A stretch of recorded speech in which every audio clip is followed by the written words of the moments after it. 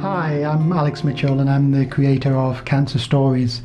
Cancer Stories is a video diary program which is designed to help people like yourself manage their cancer.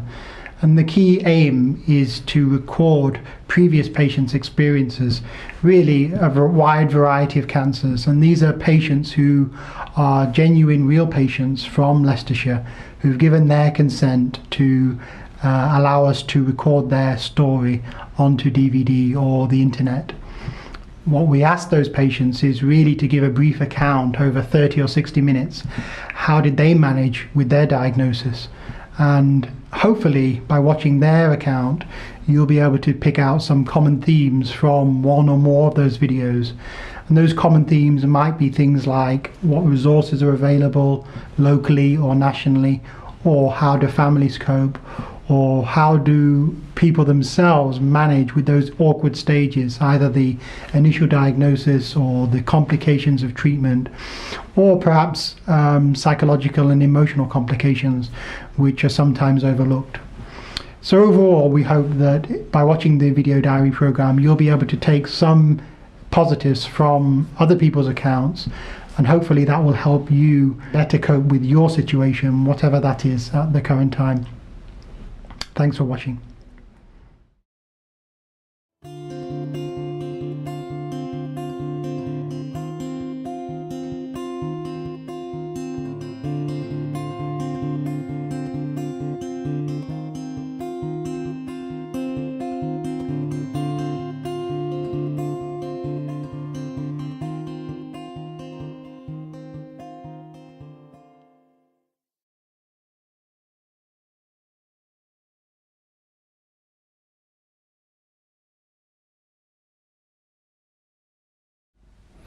Hello, my name's Roger.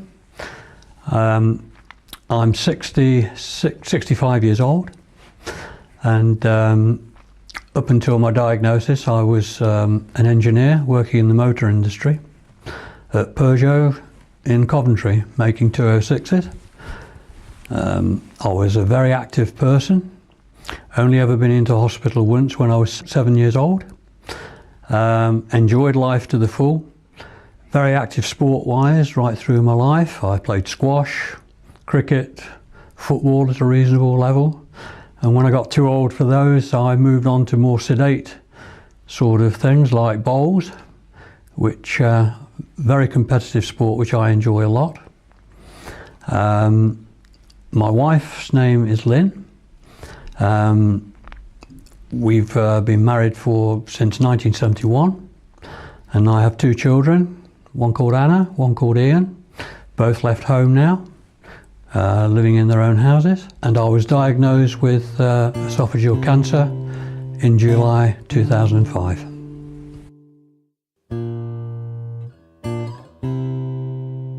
Roger, thanks for coming in today to share your experience of your cancer diagnosis.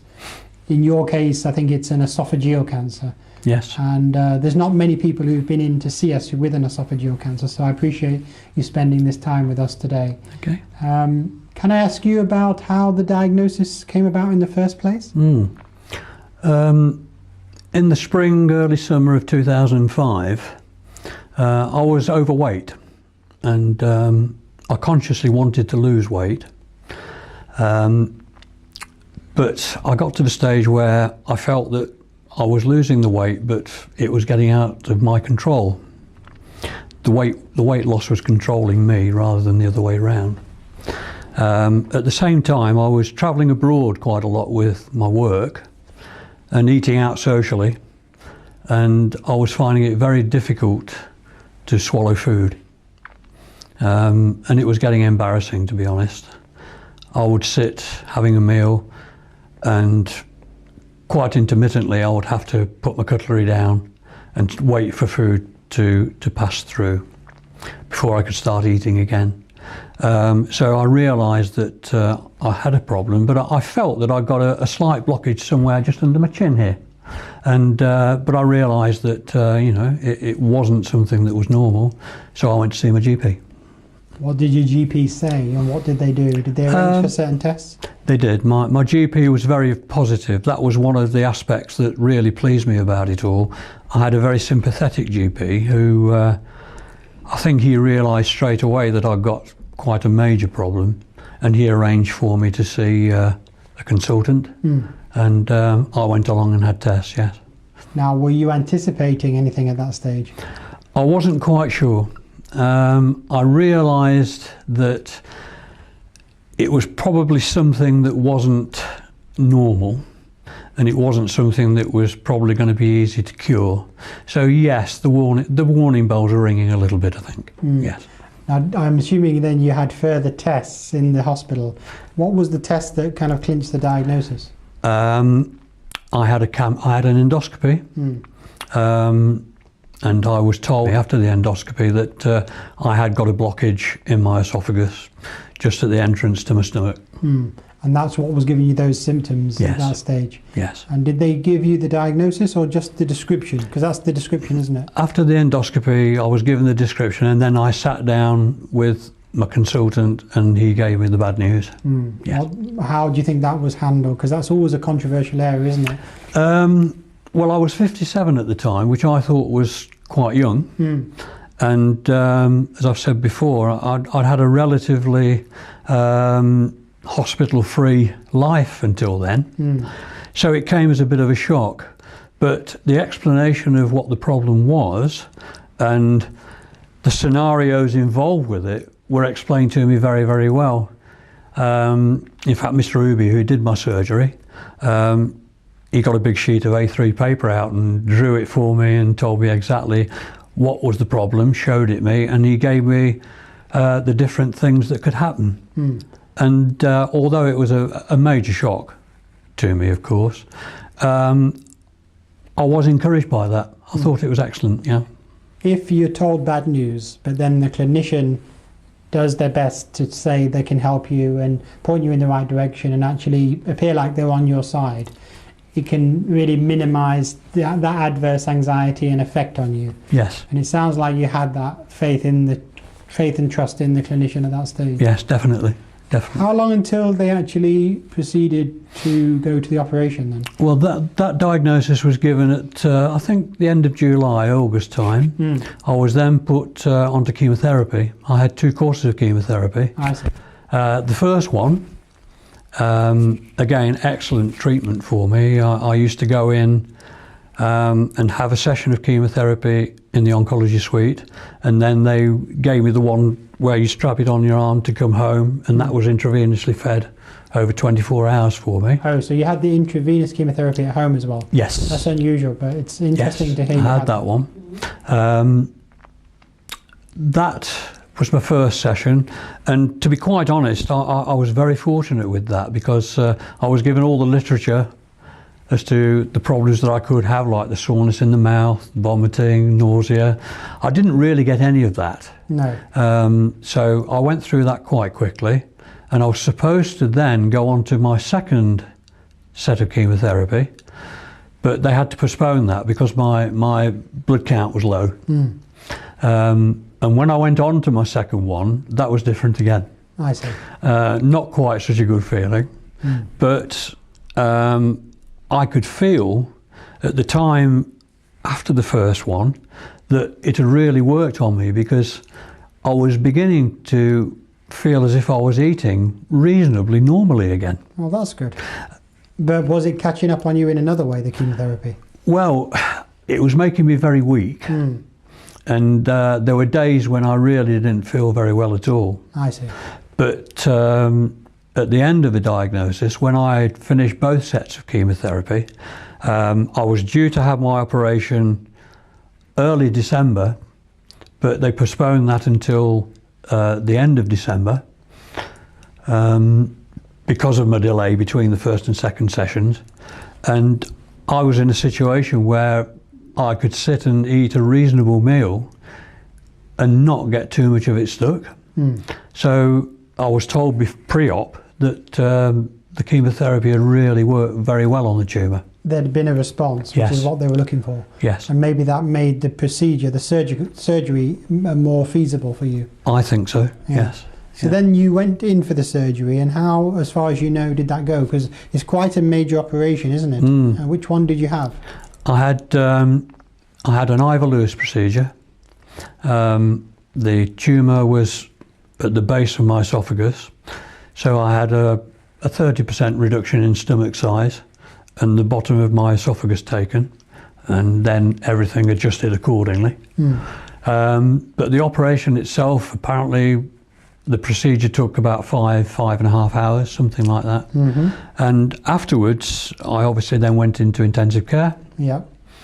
And I think I spent possibly 2 or 3 days in intensive care. Just as a routine, because Yes. that's what happens after As a that routine, major operation. yes.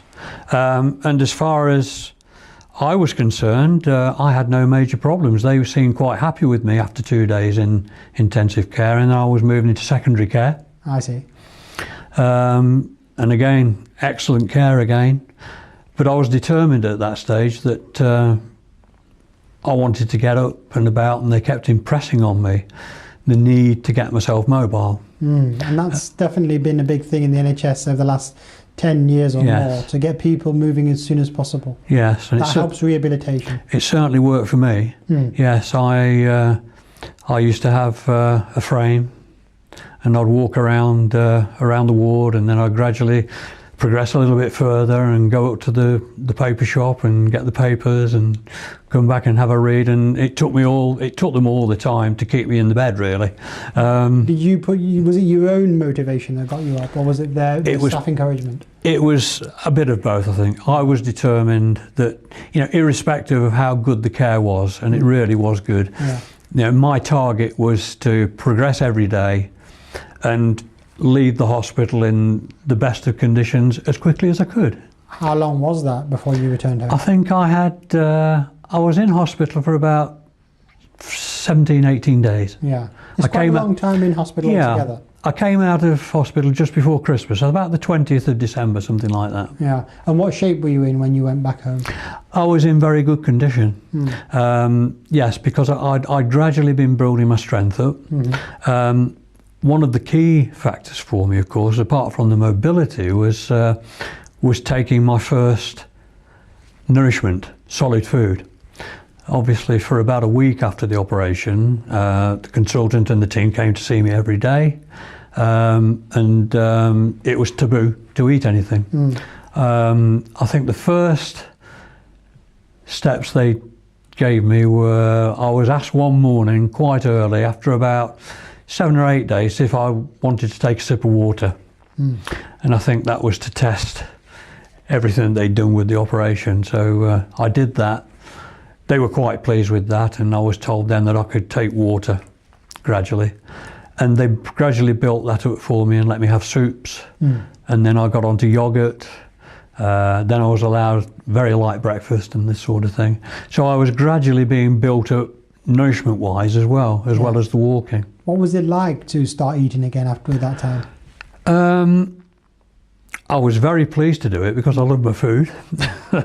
But in terms of, there's always a risk element, isn't there? Because there's the fright factor there. It's probably a mixed blessing. Yes. You want to start eating again, but you don't want there to be a new complication. Exactly, that's right. So you're a little bit cautious, but it must have been nice to be able to go back on to semi-solid and then solid foods. It was very good, because I realised that as soon as I was taking some sort of more solid nourishment and there were no adverse effects, that I was well on the way to recovery then. Definitely. Yes. And you said it that before the procedure, going back, you were a little bit overweight. Yes. Did you had it gone down with all this ill health concern? Yes, it had. I was at the stage where I felt that I was in control of it and I was losing the weight I wanted to, but then I suddenly thought, well, no, it's not working properly. I've lost what I want to lose and I'm still losing more, and that's what really started to flag the situation up for me, plus the difficulty in swallowing. So what would you say your normal weight is for you? At that time, I would say, well, in Albany, it's about 11 and a half stone. I see. Yeah. Well, that was your normal healthy weight. Yes. And then it had gone down. I'd gone down to, but I'd lost a stone. I'd lost over a stone in weight. Yeah.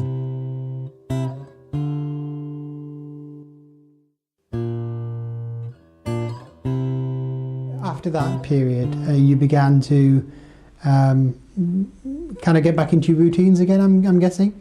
You began to start to do normal things around the house and take on new activities. But one thing you haven't mentioned, or should bring it in now, is that you were working previously, of course. Yes. Yes. How did that fit in with this period? Well, there were two main things. So I was travelling with my work, finding it difficult to eat food. But the other thing that was worrying as well, I'd never ever felt as tired in my life as I did then. The tiredness was taking over. I'd always been fairly active, a lot of nervous energy, could hardly sit down, sit still. But I was finding it was affecting me quite strongly. There was a problem with fatigue. Yes. Any other major complications? Yes, I'd go to bed at night sometimes, and I'd lie there, and sometimes I would get quite a heavy pain across my chest. And I'd never had that before. Quite an acute pain. So that worried me as well. Let's go back to the fatigue. Now, fatigue is a troubling symptom, and if you ask patients with miscellaneous cancers what their most troubling physical symptom is, it's often fatigue that's most commonly cited as a frequent problem. And fatigue can be related to lots of different things, though, of course. It can be the surgery, the chemo radiotherapy. It can be deconditioning, which is inactivity by virtue of being unwell. Yes. It can be a direct effect of the cancer itself. Sometimes it's not clear where the fatigue's coming from. But in your case, how would you describe it? What was it like? It was, irrespective of how much work I'd done or how heavy a workload I'd had at work, I was doing things that I'd never done before. I was coming home at night, and instead of going on my garden or going out, I was tired, and I would sometimes fall asleep. And it was a heavy tiredness as well. You know, it wasn't just a yawn. I felt really drowsy, and that was the difference. Yes. How long did that go on for, like that? Well, it's difficult to say because I acted fairly quickly. Once I got the symptoms that I knew had got some sort of major problem, I reacted quite quickly to it and went to see my doctor. But I would think about a month or so, something like that. So you actually sought help out, which is unusual. Not everybody does that. Yes. And what, did you receive advice that was useful for you? From a GP? Oh, yeah, or from any source? Not really. We really took it upon ourselves to do this because it was so unlike me to be in that sort of condition. Yes. I'd never had a reaction like it before. No. What do you, in retrospect, think it was down to? I think that part of it might not be related, but the job that I did was very stressful. I know that the condition I had, a lot of it is down to smoking, diet, but we've always thought that, you know, I haven't smoked since 1972, and we've always eaten very good diet, looked after ourselves very well, but I did have a very stressful job. Now, whether that impacted on it, I don't know. I very often think about that, you know, in retrospect, and whether it had got something to do with the sort of job that I was doing, because it was highly stressed. Let's talk about the work side in a second, but just to finish off regarding the fatigue. Yeah. So you'd had this trouble in fatigue, and it was going on at least for a few weeks, maybe even longer than that. And did you find anything by your own resources, you know, the little things that may have helped it, or even harmed it, i.e. made it worse? What did you feel was influencing the fatigue? Well, I think the main things that were influencing it was I used to get up fairly early in the morning because I worked in Coventry, live in Leicester. Yeah. So it was 6 o'clock in the morning when I was getting up to get to work for 6:45, 7 o'clock. I found that increasingly more difficult to do. Once I got to work and I was involved in my work, it wasn't too bad, but I was getting more and more tired through the day. So I think the sort of work ethic had quite a lot to do with it. What about activities? If you did more activities, did you feel more drained or not particularly? If you rested, did you feel recuperated? Well, not really. I didn't really feel as if rest was doing me any good at all. No. And that's what made me think that it was a little bit out of my control. Yes, and actually I think that's a good example of where fatigue becomes more of a clinical problem, where there's a dissociation between the activity level and the fatigue itself, such that by resting you can't really recuperate. It becomes a real problem then. Yes. Because you don't know what to do you? You don't know how to combat it. No, that's right. And that's what made me think that there was something quite seriously wrong with me. Yes. Now, did you try the what's pretty much advocated these days, which is what they would call a graded activity approach? What that means is setting yourself a target, for example, a physical target, and doing that one day, and then building up a little bit more the next day and the next day, or week on week. It doesn't necessarily have to be every single day. But the point about it is to build up gradually and try to give yourself almost like a rehabilitation approach. Is this post-operation? Or? Yes. Yes. Well, as I say, we've both been fairly active all the way through our married lives. And yes, post-operation, I realised that I wasn't going to be able to go back automatically to the levels of activity that I had before. So yes, it was a gradual process. We used to take walks, short walks. We've always done a lot of walking, short walks, and then increasing the distance a little bit every day. Exactly. And I was into bowls as a sport as well. Yes. Pre-operation. I carried on and picked that up again afterwards. Good. Not straight away, but yes, gradually got myself back into a routine. And I'm just wondering, was there a point then when the fatigue then, from your point of view, diminished, or it seemed to go into the background as a problem? Yes, I think it did, and I think it was two things caused that. It was the gradual build-up of physical activity again, and getting used to and putting into place the diet and the spacing of food and meals, which built me up again as well. Yes. Yes.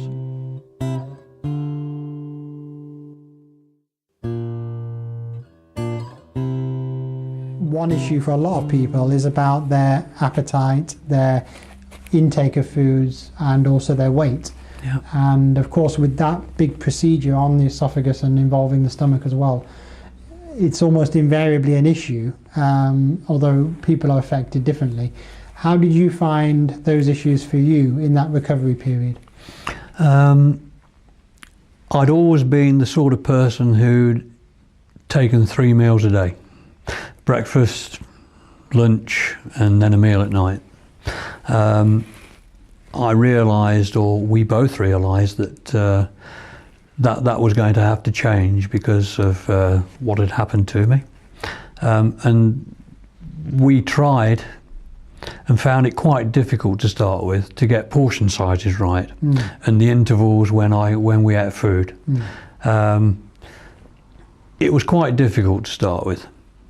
In terms of input, I could only eat very small portions to start with. So indirectly that really helped because I couldn't eat 3 meals a day. I was having to snack and eat when I felt like it, which wasn't all that often. Certain things just didn't taste right.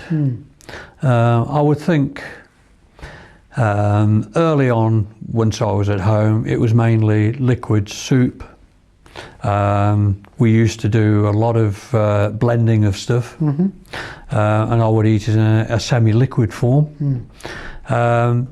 But we made sure that it was the right type of food. Were there certain things you'd avoid then? Yeah, there are, even today, there are things that I'm very lucky in terms of my diet. I can eat virtually anything I want to, but there are certain things that don't suit me so well. Vegetables I'm okay with, but sometimes things like lettuce, it repeats on me. Yeah. So I'll eat it, but I don't eat as much as I used to. Yeah. Everything else I can eat when I want to, and as much as I want to, really, now. So there was a restriction earlier on maybe, but that's improved gradually with time. Yes. Over the years. Now we're some years down the line, but how long until typically your food intake almost corrects to normal, would you say? I would think getting used to the portion sizes and what suited me and what didn't, I would think to get my calorie sort of intake back up to what it was, it took us 15 to 18 months, I would think, genuinely, to do that. And during that time you also had assistance either from the dietitian or specifically from supplements, i.e. being prescribed food build-ups. Yes, I was given supplementary drinks to come home with, which I took religiously. Didn't particularly like them, but they did the job. And I think that set the base for me, really, as a platform for me to carry on with other things. Yes, you see, those are often prescribed and they can be thought of as a form of medicine, really. Yes. As a kind of form of therapy. Yes. But you can sometimes, if food is a real problem, think of your normal food intake as a form of treatment as well. Yes. Like, this is a medicine. My food stuff is a medicine for me. It helps my body, heal and maintain what it needs to do. Yes. Yes. What helped as well was visits back to clinic to see the dietitian. Yeah. And the first one was 3 months after. And right from day one, they were quite pleased with me. They did the normal routine things. They weighed me every time I went in, and they were quite happy with the way I was progressing. In fact, at one stage, it got to a point where I was actually logging for them. I did it for a fortnight, I think, logging for them exactly what I was eating and what sizes of food I was eating, because they were quite pleased with me. And they then did things they introduced grip tests as well to make sure that my strength was coming back in as a new sort of technique that they were using, and they used me to do that. Yeah. And that gradually went out to 6 months. Then after 3 years, I think I saw them. 2 years, I saw them every year. And I've now been discharged from them. I don't see them anymore, and I didn't see the consultant who did the procedure at all. Right after the operation, I only went back to the clinic for the dietitians. How do you think overall they feel it went, in a way? How do you feel that the whole of the medical package was delivered in your case? I think they were very pleased. Certainly I was. It was quite a harrowing experience, of course, but the way it was handled, from the diagnosis right the way through to when I was discharged, I couldn't fault that at all. Very professional. And even now I've been discharged, we know that, we're only a phone call away.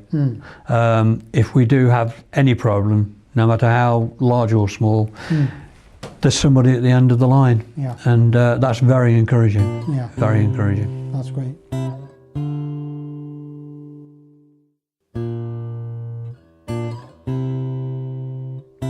Let's come on to the question of resources now, which is what has helped in your recovery, whether that be individuals or practical help or other patients who you've met along the way. What do you think has helped? I think the things that have helped the most first of all, is the right attitude from my family. I think that is a very, very important aspect. There are two sides to this. There's the patient, of course, but then you've got the family, the care, and if the care and the attitude isn't right, it makes the battle very, very hard. And I am very, very fortunate that I had the right care, the right family background, and the right attitude. Sure. Because, you know, everybody seems to sympathise with the patient all the time, but there's a second side to it. You know, there's somebody there who, certainly in the early days, and, you know, in our case up to a year, getting the adjustment for diet and progressively getting strength back, there's a lot of hard work that gets put in with that, and I think that gets missed. Basically, the partner or family are also intimately involved with the whole process. They're just as important as the patient. Yeah, and because you're kind of supporting each other, aren't you? Yes, you are. But I think the proof of how good the relationship is between the two shows in the end, because if you've got the right mental thought processes with it on both sides, you can get your life back to some sort of normality pre-operation. Yes. And I think that's the best way to look at it.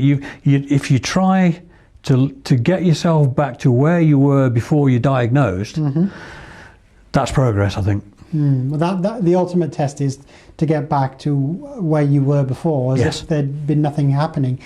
You know, as if you hadn't had that setback. But let's be honest, that is often a high bar, you know, to do that. And it is reasonable to aim slightly lower as well, but still have an objective, which would be to get as good as you can, but in the new you that's happened since the operation. Yes. So there might be some complications or changes that are effectively irreversible. You're a little bit stuck with those. Yes. But yet you can still carry on with life as normal. Yes. And aim for as good as you can get with your quality of life. But I agree, from your point of view, to get back to where you were before the procedure, obviously that is the ideal. Yes. If you know, we'd all try to aim for that if we possibly could. Yes, and I think that if I had to put a percentage number on it, I think I'm 95% minimum back to where I was. Well, that's great to hear. Yeah, I feel very fit. Yeah. I feel fitter now than I did before the procedure. Is that because you've consciously looking after your health now? I don't think we do anything any more drastic than we did before. Yeah. I think we probably exercise more. We do more together in terms of walking and this sort of thing, which is a very underrated sort of thing for me. But I swim. I swim once a week. Is that new for you? Sorry? Is that a new? I've always been a good swimmer. Yeah. But it's interesting you say that, because what prompted me to do the swimming was my need to build my strength up post-operation. Yeah. And I've been doing that now. I swim 2/3 of a mile every Friday morning, and that to me has been one of the major parts of my recovery. Yeah. And I wouldn't stop doing that now. I'll carry on doing it whilst I can do it. You've basically given yourself your own form of rehabilitation program by taking that up. Yes. Yes. I'm interested to hear what you said about the outlook, you know, your attitude, positive mental attitude, you said. Yes. And you also said about your attitude and your wife's as well. So how would you describe what you would see as an advantageous positive attitude, or, you know, the optimum outlook? I think it goes back to the day you're diagnosed. When everything's explained to you, you can look at it in two ways. It can be doom and gloom, or you can look at the alternatives and the choices that you've been given and take the positives out of that. And I think we did that, and the consultant did that. So that was the first building block, if you like, in terms of the optimistic side. Can you explain how that's possible when you're facing that, difficult, bad news? Yeah. When you first sit down and the diagnosis is given, the first thing you think of is the pessimistic side of it. Mm-hmm. But once the consultant talks and he goes through the scenario, if you like, in terms of this is possible, you start to get a little bit more optimistic. You've got to be optimistic in the first place to grab that. But as soon as I was told there is a procedure you can have, you are young enough, you are fit enough, you seem as if you've got the right mental attitude, suddenly, as far as I was concerned, the pessimism started to go towards the back. And I was thinking, well, this isn't good, but it's not as bad as it was when we first started the conversation, because I could see a light at the end of the tunnel.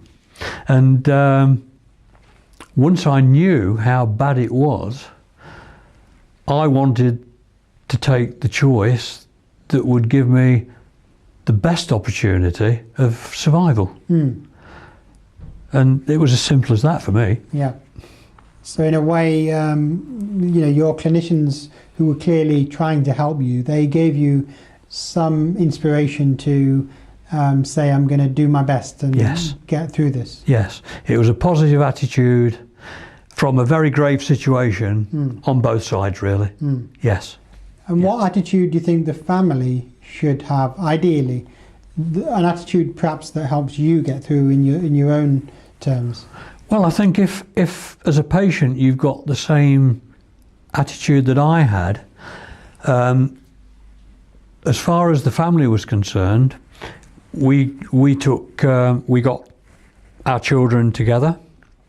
We explained exactly what had been diagnosed, and we told them in the best way we could just how difficult it had been for us to take that on board. But as the consultant had related it to me, we told them exactly the same as he told me. And they accepted it. They knew that I'd got a major problem, but because of our attitude towards it, it made them more optimistic, I think. Yeah. And it wasn't good news. It never is. But I think because of our positive attitude towards it, it made them more positive. I think people pick up on the cues of those around them. Yeah. So if the key patient is feeling, I can get through this, the next relatives and intimate family will also take that on board. Yes. And often say, well, maybe we can get through it too. And it works vice versa as well. Yes, that's right. It sounds like you decided to tell the family, including the children, the whole story, though. Yes, we did. Without keeping anything from them. Yes, and we did it very quickly. We did it very, very quickly. Do you believe that's the right way to do it? Oh, it is. It's definitely. I think that the key word through all of this is positive. If you've got a positive outlook, it gives you confidence in the people that you're going to go into their hands, and it makes people around you positive that you've got the right attitude to come through it. Yeah, definitely. Is there any way that somebody who's not feeling as positive at some point in time can take something from what you're saying? In other words, can you change your attitude? Can somebody change their attitude, do you think? I think so. I think it's possible. Not everybody has the same outlook that we had, but I think a lot of it is down to the way that it's explained to you, and the fact that, okay, it is a major problem, but with technology as it is now and research as it is now, things hopefully are going to get better all the time. Yeah. So there is more hope now than there was, say, 10, 15 years ago. That's fair enough. And I think it's having confidence in the people who are going to be looking after you, and having confidence in yourself to tell yourself that you can make it, you can get through it. Yeah.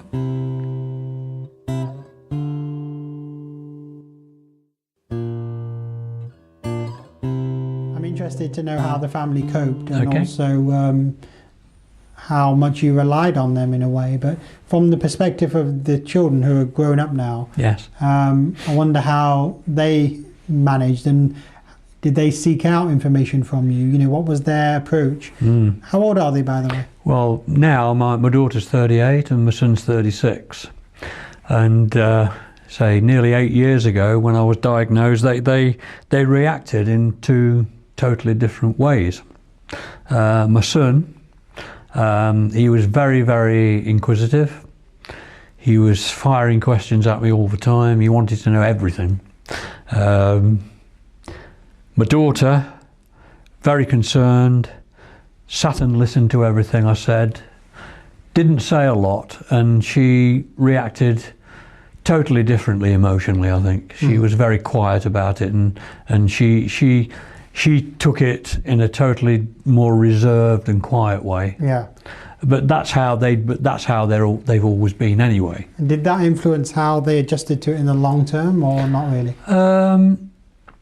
I think between the diagnosis, going through chemotherapy and actually going in for the procedure, once we told them what was going to happen, and the important thing I think was that once they realised the sort of positive attitude that we got towards it, it quietened them down quite a lot. They knew then that it was inevitable that I was going to go in for a procedure, but I think it put their minds at rest a little bit, the fact that we were so positive about it, and they could see a positive outcome to it. Did anything ever shake that positivity for you later, or at any time?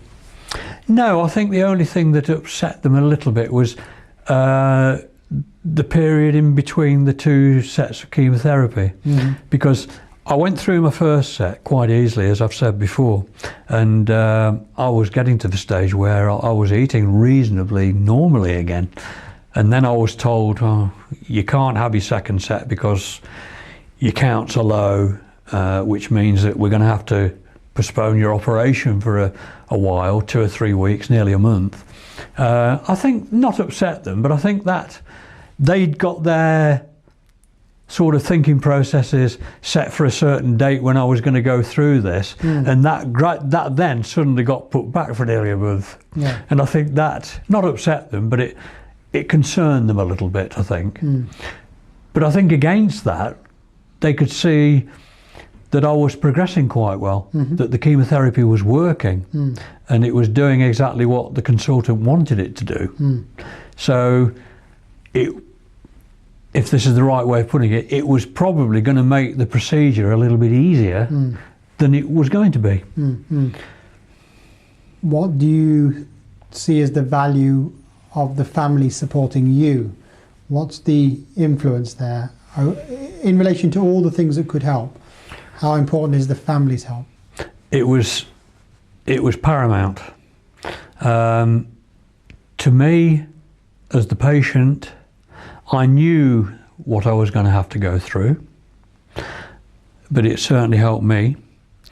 I think it was very reassuring to know that because the attitude of certainly my children was right, that it was going to help Lynn, my wife, whilst I was in the hospital and going through it. I knew that I was lucky that my daughter worked in the city. I knew that she would visit me every possible minute she could. There was always going to be people who could get Lynn into hospital, although she drives. My son, they would both go out of their way and be very supportive. Anything that she wanted, you know, you took that for granted, that was going to be there, and I think that's all credit to them.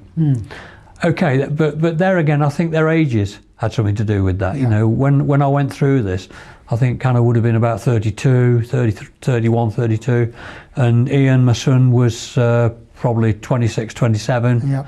So they were at a reasonably good age to take it on board and be able to manage that. And they were very, very adult about it.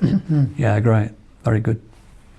Let's talk about other resources or other things that you came across that might help. May have helped in your case, but they might help the viewers who are in a similar situation. One thing you did mention to me was the possibility of the support groups, Yes. which have been started now in the that department, the esophageal gastric department. Yeah. Did you start to attend those groups early on? Well, they've been going now for, it must be, I think we're in our second or third year now. I attended them right from day one. And the interesting thing with that was that when I first was invited to go along to them, I thought, yeah, there's going to be a few of us there. Not too many, because I was a little bit insular with it. I thought it was just going to be for esophageal cancer patients. And we went to the first meeting at Helen Webb House. Yeah. And the place was absolutely packed. Okay, they'd invited patients and carers and partners along, but there must have been 40, 45, 50 of us there. Yeah. And that really surprised me and encouraged me, because it does make you realise that it doesn't discriminate, cancer. It doesn't pick anybody, it just picks anybody at random. And the encouraging thing was that although, okay, 2 years ago, I was probably 5 or 6 years down the road then, so I was one of the old stagers, if you like. The encouraging thing was that there were people there who could offer me advice, and that worked both ways. Yeah. As a group, I think it's a very, very worthwhile group. There's a lot of cross-information goes on. A lot of people are prepared to listen to what you say, and of course you listen to what other people say, because everybody's different. Yeah. A lot of the sort of mental aspect of this, you know, the positivity, you don't get that with a lot of people. No. And I think once people come along and see people who are 7, 8 years down the line and look reasonably good on it, Yeah. and have got a good story to tell, they'll listen to you and they'll take that away. And it picks them up then and builds them up. There's a lot of potential benefits from a support group. Very much so, yes. And it's a mutual thing. You can give to somebody and you can also receive from them. Yes.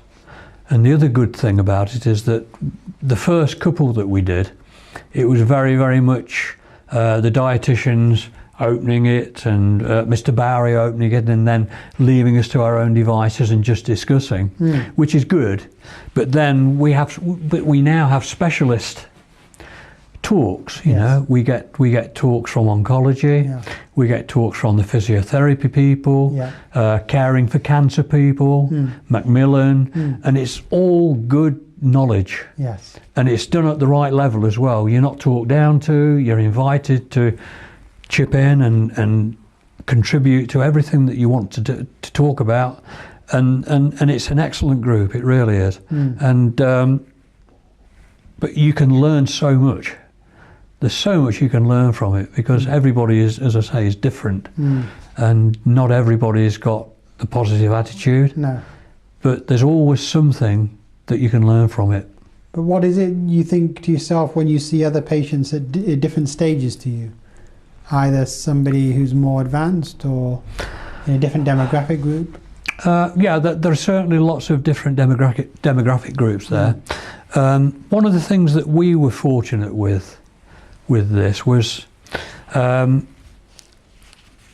financially, we've never really struggled, and it's not impacted on finance with us, but some people it does. Yes, sure. And that must add a tremendous strain, as well as the physical well-being, to have to worry about finance. It's a different element, yeah. Yeah, but when you talk to Macmillan and when you talk to organisations like that, there is always somebody there who can help you out, filling forms in, making sure you're getting the right benefits if you need them. Yeah. It's never applied to us, but you know, you can tell that there are people who have got the extra strain, if you like, as well as getting their health back and getting back to where they were before the operations. They've got this other sort of burden as well, and that's why groups like this are so good. Yeah. You know. And you mentioned about the groups. You mentioned about family, importance of family, and your own motivation to improve and your own goals. Is there anything else that you'd say is important, you know, in that phase where you're trying to get back to as normal as you can? Yes. One of the most important things is that you do have to appreciate that it's not a quick fix. It takes a long, long time. And it's taking small chunks and little steps. You know, once you've got your mind right, you've built the first block, if you like, and you're on the road. But the most important thing is you must never ever think that it's going to happen overnight. Yeah. It took us 15, 18 months to get the dietary side right, building yourself up to some sort of strength. You have to take it a step at a time and be prepared for a long journey. Yep. Yeah. One aspect that we don't emphasize much now, but we're trying to develop in the future, is the possibility of meeting individual patients and keeping a link with them, like a mentor system. Yes. Have you come across any other patients who you've really clicked with? Yes, there are one or two. Certainly one at the specialist group. We always make a beeline for one another, and we go through our experiences and have a chat. And the other interesting point that you just brought up is the mentoring side. I was asked to do some mentoring as part of this. Yeah, about 18 months, 2 years ago. Yeah. Kathy Thompson asked me to go along and do a home visit for somebody who was not sure about what to do with exactly the same condition that I had. It's actually a very valuable role. Whether or not the hospitals support it is a grey area, but it is definitely valued by patients who receive it. Yes. And did you do that role? I did it, yes. We did a home visit, both of us went. Okay, we didn't get any feedback from Kathy because of patient confidentiality. Yeah. But I certainly found it very worthwhile. That's excellent. And I think the lady involved did. As I say, we're not quite sure what happened in that case, but it's certainly something that I feel is very worthwhile. It sounds like you did a valuable role. I would hope so, and I would certainly do it again if I was asked to do it. Yeah. Yes, wouldn't worry me at all.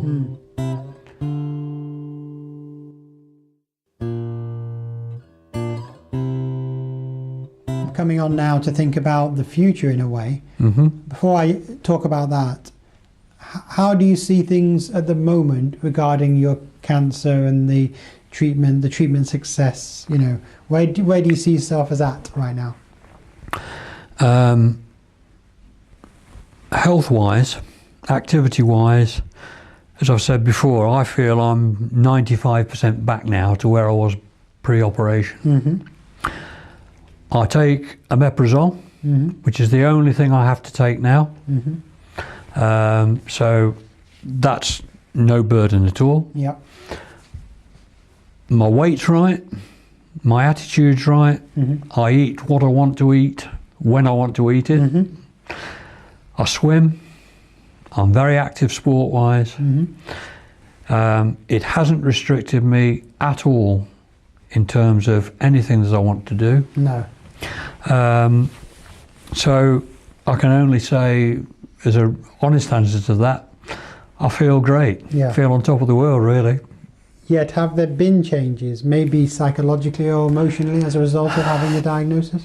I think psychologically there has been, in terms of, I think you get your priorities different.